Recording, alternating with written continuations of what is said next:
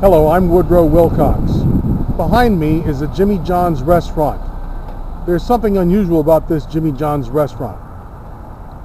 A Barack Obama supporter who worked for Acorn signed a document swearing that there was a Jimmy John that lived at this address who desperately wanted to register to vote. This is Lake County, Indiana, the county of Indiana that is right next to Chicago.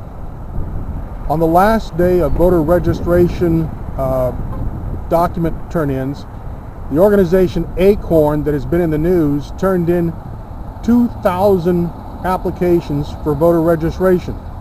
Of those 2,000 applications, 1,100 of them were found to be illegible, incomplete, or fraudulent on their face. That's the kind of work that is normal for Chicago politicians. Acorn is based in Chicago, and it has been working hard to register voters supposedly for Barack Obama.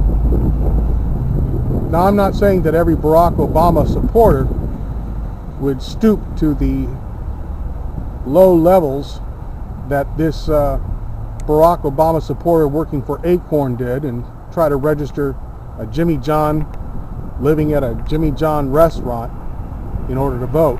But I am saying this: Barack Obama is from Chicago, Cook County, Illinois. And in this area of the country, Chicago, Cook County, Illinois is often called Chicago, Crook County, Illinois.